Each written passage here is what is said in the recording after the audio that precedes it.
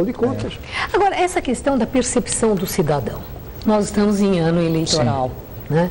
E um escândalo a mais, fica sempre aquela coisa e chegam os e-mails, a internet está mostrando a descrença do cidadão no homem público, bem reforçada, aquela tese que político é tudo igual, que é tudo ladrão, que só quer ir lá para resolver o seu problema, se locupletar. Quer dizer, as pessoas, e isso fica muito reforçado quando há o escândalo e que depois em nada resulta. Então... Mas pior que isso, Maria Lídia, é que você faz a pergunta para o eleitor, algumas pesquisas já mostraram isso. Se você fosse deputado, você empregaria o amigo? Empregaria. Empregaria. Ele diz que empregaria. Quer dizer, bom, mas então um problema hoje de baixo nível dos valores. A questão do encaminhamento para... porque há uma demonização da doação, há uma demonização do lobby, né, como se fosse ilegítimo por natureza.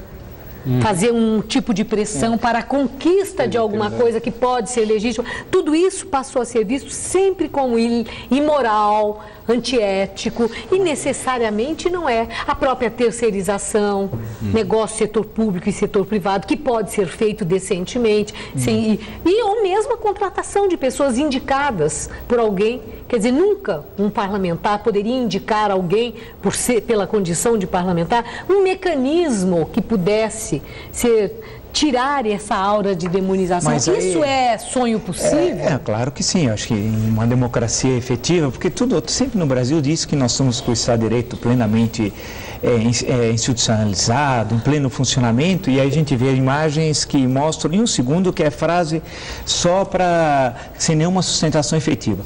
Se tivesse um Estado plenamente funcionando, o Arruda não faria o que fez e por aí vai, né?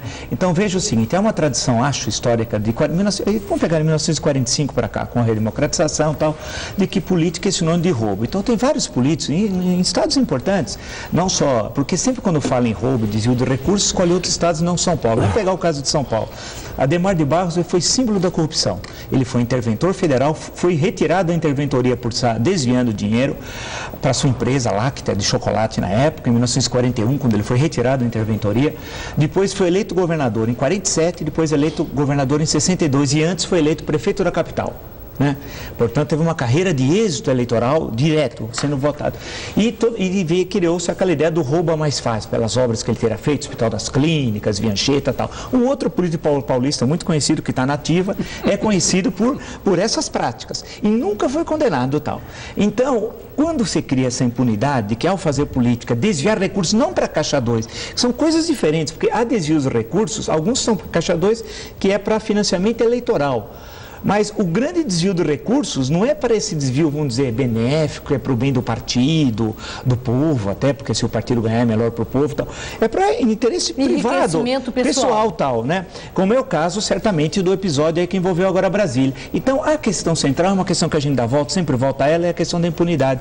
Enquanto nós tivermos dos três poderes da República, o pior é o poder judiciário. Porque ainda os outros são transparentes, a imprensa sabe, denuncia, o Poder Judiciário é o pior. Nós temos hoje um dos piores Supremos da história. O Supremo Tribunal, na história da República, nunca combateu as ditaduras. O Supremo colaborou com o Estado Novo, o Supremo colaborou com o regime militar. Quando o Supremo teve 3 ministros caçados pela ditadura, os outros ministros permaneceram no cargo sem nenhum problema.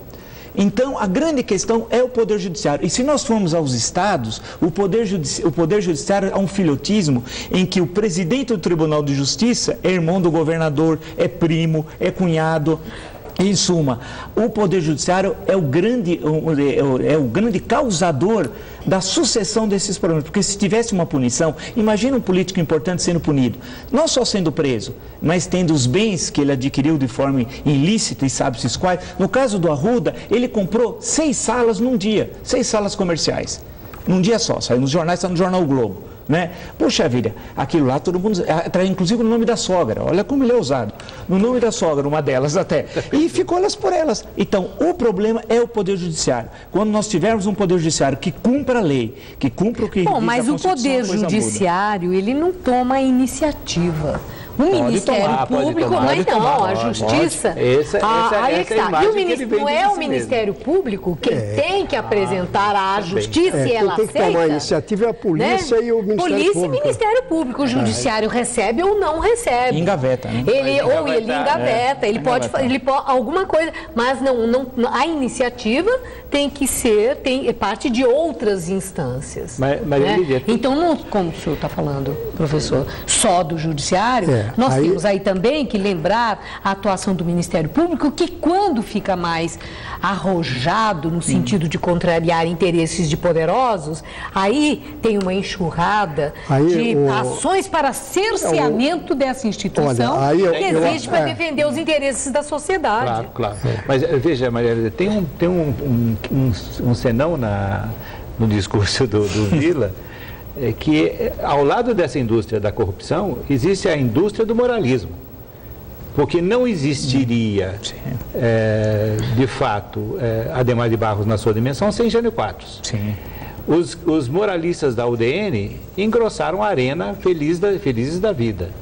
E Fernando Collor de Mello, que hoje faz parte da base aliada do governo, também vendeu isso. Né? Então, nós temos esse jogo, não é?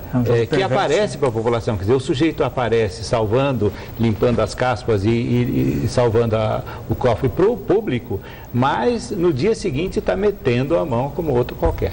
Então... Bom, eu vou pedir licença, nós vamos fazer um pequeno intervalo. Peço, e aí eu gostaria de voltar com um enfoque sobre a responsabilidade dos partidos na hora H. Né? Quando acontece, quando se torna pública a corrupção, o mal na administração pública, a improbidade, essa coisa toda, e os partidos políticos. Agora, nesse caso do Arruda, o DEM foi ágil em tomar alguma atitude? Está correndo um risco de ser contaminado nacionalmente e ter que pagar o preço? O PSDB tomou atitude na época daquele mensalão chamado Mineiro, em relação àquelas denúncias todas. O PT, o próprio presidente da República. Nós voltaremos no instante. A responsabilidade dos partidos políticos em relação à corrupção na política.